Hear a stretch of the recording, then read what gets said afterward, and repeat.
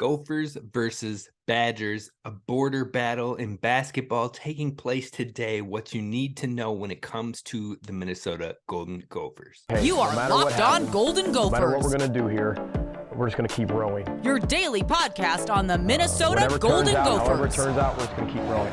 Part of the Locked On Podcast Network. Your team every day. We're just going to keep rowing, and keep rowing.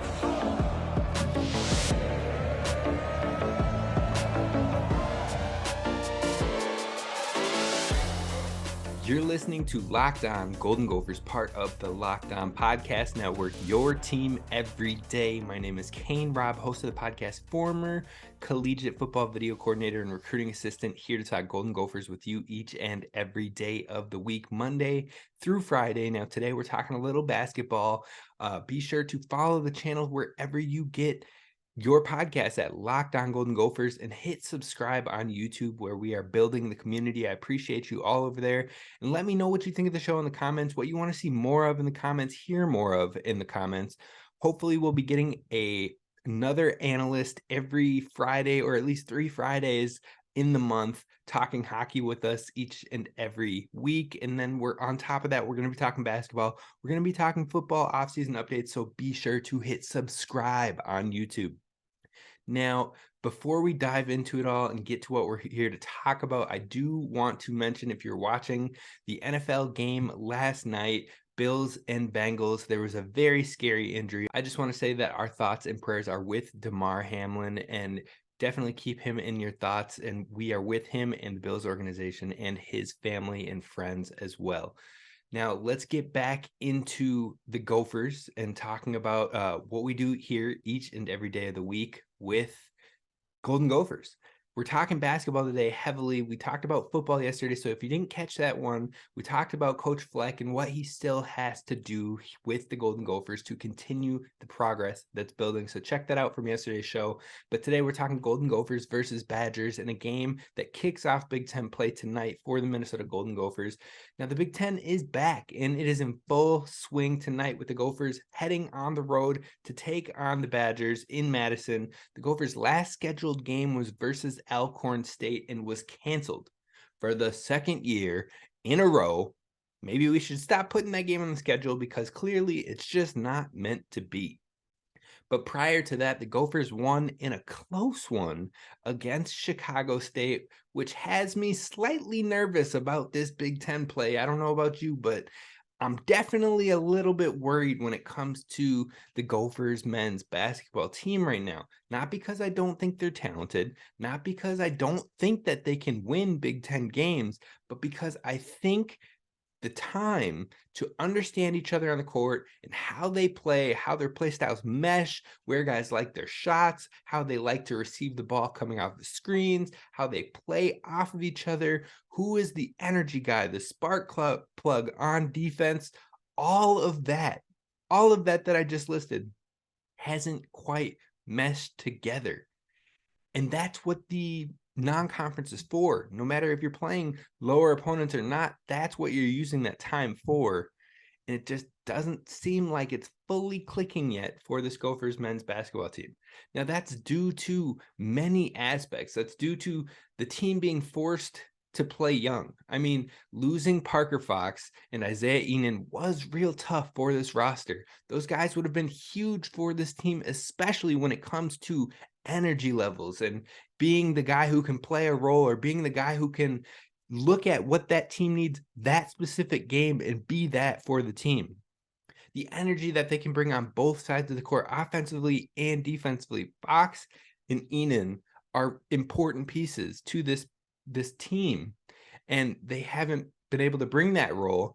And then on top of that, nobody's really stepped into that role on the court. So that's one issue, and you're forced to play a lot of young guys who are still learning to adjust from the high school to the D1 level. It's a big jump. Not everybody can be immediate producers from the jump, coming from high school to true freshman starters, true freshman players, true freshman heavy minutes. So it's a tough, and that's part of the reason why it's not all clicking. And another one that I think could be the main thing is it seems like our offensive identity is still lacking right now. What is the play style of the Golden Gophers? What is Golden Gophers basketball? When shots aren't falling, when things are going wrong, what is the comfort zone for this team to find a bucket, an easy bucket? Is it run and gun?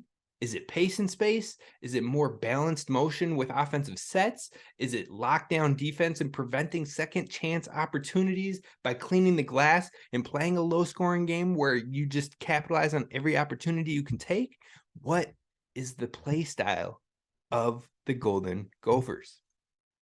Before fixing free throw issues, before running ISOs for our key players, before scheming shots for Garcia or Battle or whoever, what is Gophers basketball? That is the number one problem with the offense on this team right now, is I don't think they have an identity, or at least nothing that they've shown. So finding that and being able to establish who the Gophers are, both now and in the future, and what type of ball we play, that is key number one for this team meshing, getting together, and finding success. Establishing that will not only be key versus Wisconsin, but also for the entirety of the Big Ten schedule, and trying not to finish at the bottom of those standings for a back-to-back year. Now, coming up next, we're going to talk about the Badgers' opponent, what they're like on the court, what they've done thus far. That's what's coming up next. But first, a message from our friends over at LinkedIn Jobs. This show is brought to you by LinkedIn Jobs, and as a small business owner or hiring manager, you know that success in 2023 all depends on the team members you surround yourself with. That's why you have to check out LinkedIn Jobs, because with LinkedIn Jobs, you can hire qualified candidates more efficiently by matching open roles with people who have the right skill sets. LinkedIn Jobs helps you attract qualified candidates to your job with targeting tools. They go beyond resume data, and they're reaching out to their over 875 million member profiles to put your post in front of the most qualified candidates of that 875 million pool. You get to identify with the most qualified candidates on LinkedIn Jobs and connect with them fast and for free. And to do it for free, all you have to do is head over to linkedin.com/lockedoncollege. Again, that's linkedin.com/lockedoncollege. Post about your job for free, and it'll help you get those qualified candidates that you want to talk to even faster. Terms and conditions apply. All right, Gophers fans, thank you for listening to Locked On Golden Gophers and making us your first listen when it comes to Gophers daily sports. We're here to talk about football, basketball, and hockey all year. Now, we heavily talk about football, but I definitely want to talk about men's and women's basketball and also men's and women's hockey. So I'm still learning the hockey game a bit. I'm not going to lie to you. I'm not going to hold you like I'm some expert in that field, but we will be getting experts on this show. I have 3 of them in the works to get on here. Hopefully it'll be every week, or not every week. Every week we'll have one of them on here, but we'll rotate throughout the month who's coming on. I think it'll be really good, and I won't name those names until I fully got it locked in, just to make sure we got it happening. But also we want to interview more players, more coaches, more, you name it, analysts, draft scouts. We're going to get it all here on the podcast, so be sure to hit subscribe and check out Locked On Sports Today if you can't get enough information when it comes to what the biggest stories are in the sports world. They're giving you 30-minute podcast on the top topics of the sporting world from across every sport, and everything you need to know will be on that at Locked On Sports Today.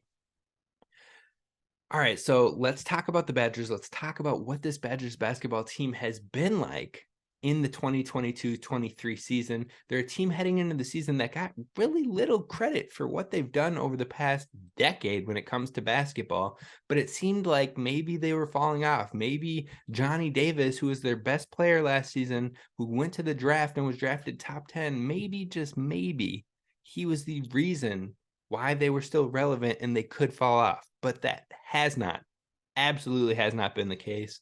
After losing Johnny Davis, the team still hasn't lost a step. They're ranked number 14 in the nation right now, one of the best schools in the Big Ten right now, and they're 10-2. And those 2 losing games have come by a combined total of 4 points.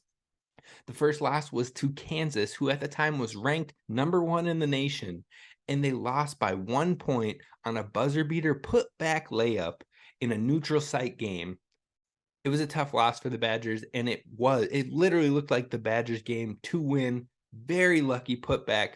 I can't say lucky. It was a nice putback, but overall, kind of one of the toughest losses you can take when it comes to the college basketball world. Now, on top of that, the second loss was a 3-point loss to a fairly decent Wake Forest team that was started off as 7-1 as they headed to play the Badgers and are currently 10-4. So not a terrible team at all. On top of that, Wisconsin was out-rebounded in that Wake Forest matchup 33-22. And that is the only losses they've suffered. They've played a lot of fairly decent teams. They've beaten Iowa. They've beat a Dayton team that started out ranked this year. They've beaten teams mainly pretty handily. There have been a couple close games in there, but the thing that hurts the most is that 2 of the Badgers' 4 key players on their team are from Minnesota. That's right. It hurts a little bit, stings a little bit more when they come from our state. Tyler Wall, their number 1 player, 14.1 points per game, 6.8 rebounds, and 2 assists. The offense definitely funnels through him. He is the key player, kind of like Johnny Davis, but in a way completely different type of play style. It funnels through him, and everybody else supplements his game, but he's definitely the focus of the offense. Now, from him, you also have 3 other players that are pertinent on this team. The first is Stephen Kroll.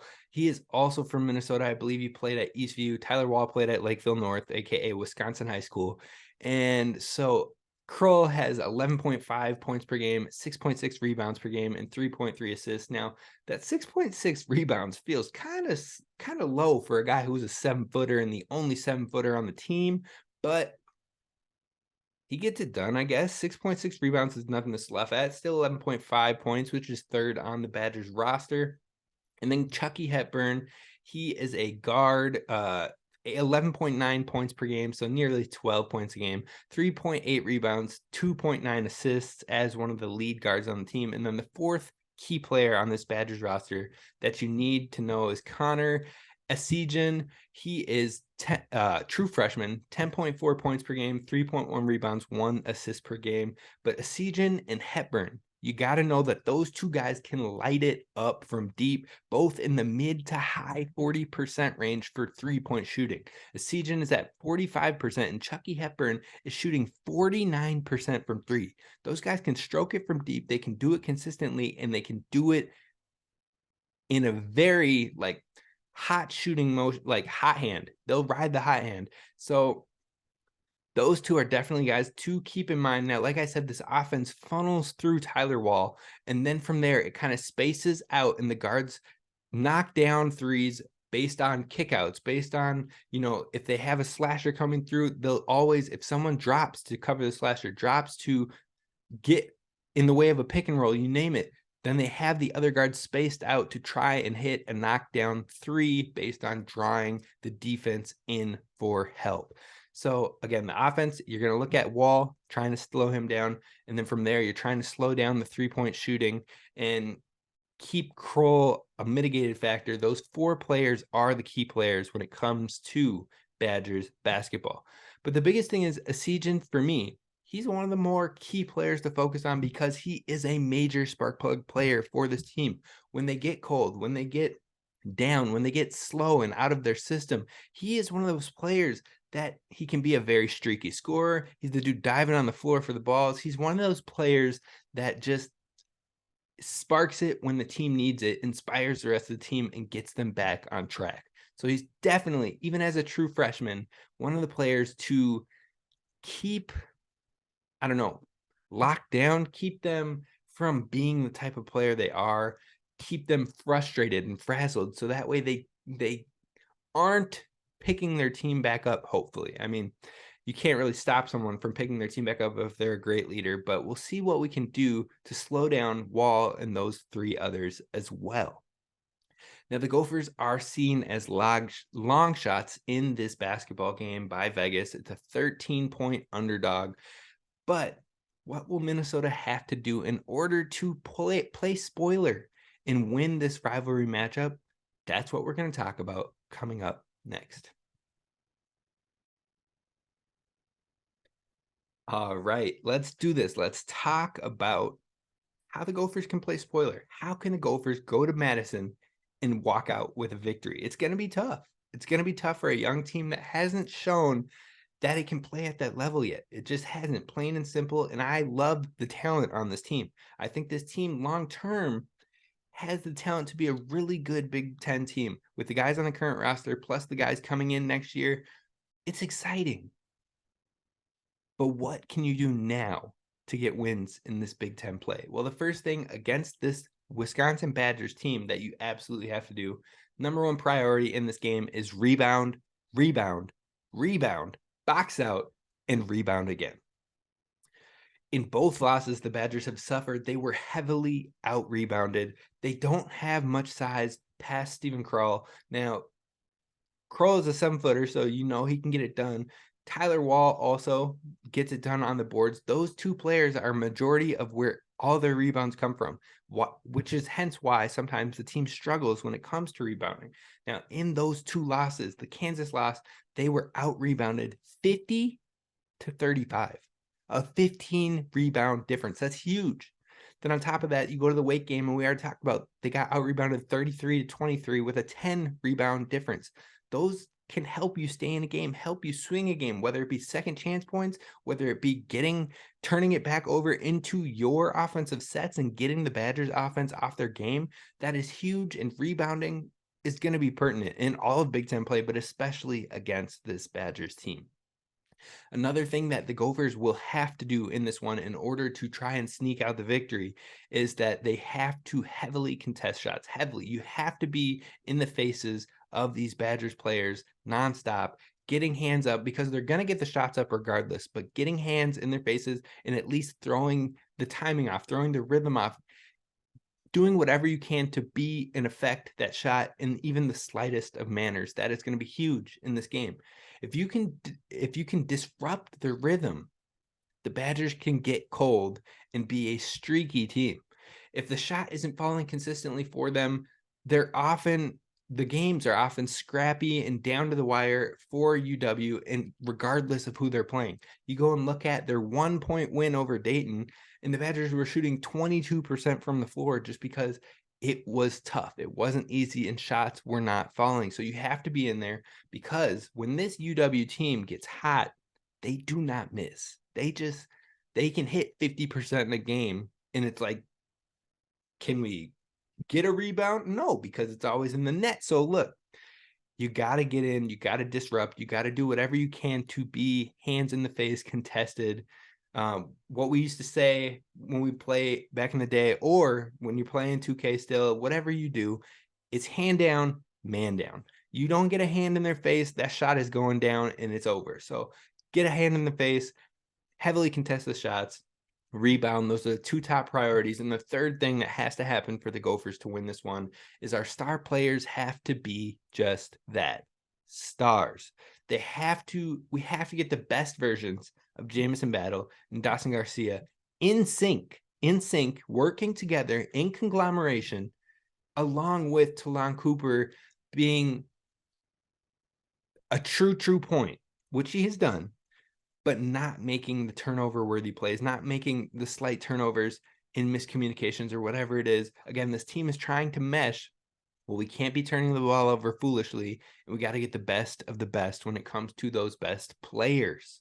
If Garcia and Battle can find a way to complement each other on the floor, inside and out, and knock down shots off of each other where you don't know who's getting what and how to stop it, that is what it's going to take to give the Gophers a distant chance in winning this game. Now, my personal prediction for the game is Minnesota 58, Wisconsin 71, a push for the Vegas line. Minnesota finishing right on that Vegas 13-point line, but I think it's going to be just a little too much for the Gophers to handle in this one. Let me know your predictions down in the comments and what you want to hear about Gophers basketball as we move forward in these shows. That's going to do it for us. This is Kane Rob with Locked On Golden Gophers signing off. Row the boat, Sky Yuma, go Gophers. I'll see you later.